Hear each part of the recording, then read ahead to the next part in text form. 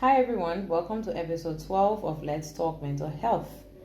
On this episode, we have a very special guest. This guest is special to me because she's somebody who is not directly involved in the mental health field, but she's very enthusiastic about mental health, and that inspires me about her. So she's a marketing executive and a mental health enthusiast, like I just mentioned, and she'll be teaching us today about obsessive-compulsive disorder. Let us welcome Miss Faith B. Tete. Hi guys, my name is Faith B. Tete. I'm a mental health enthusiast and I'm also into marketing and sales.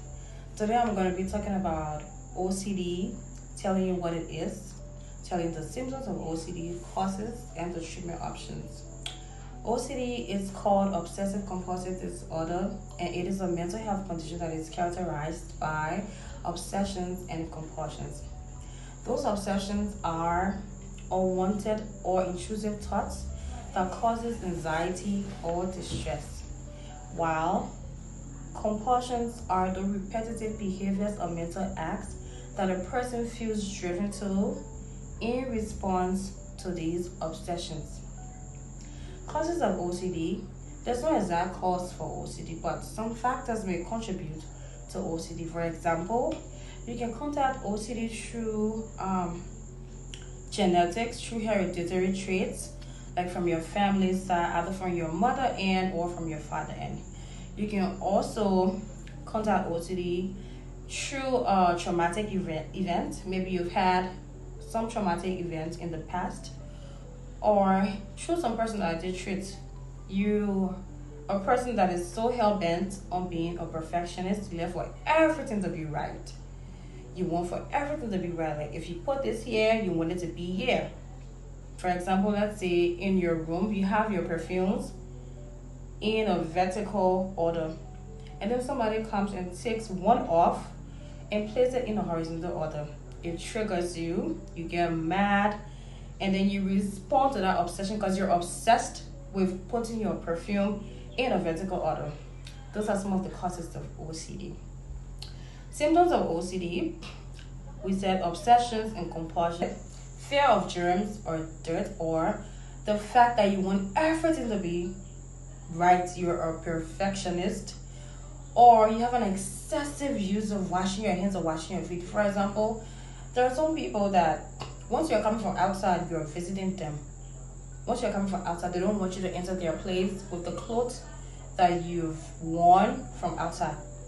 Somebody will even say, "Oh, I got clothes here, you can change. I don't want you to come outside and from outside wearing a single in my house. What if you've contacted something, some germs or some disease?" They're obsessed. And they repeat those things. It happens all the time when visitor comes to them. They don't want you to come out with your outside clothes. You can go to their house. Or some have an excessive use of washing their hands or washing their feet. If they just stay on their porch for 5 seconds before they come in, they have to wash their feet. It happens every time they're obsessed with it. They're repeating those behaviors. Those are some of the symptoms of OCD. And the treatment options for OCD. Once you're diagnosed with those symptoms, you visit a mental health center or you're diagnosed by a mental health professionals.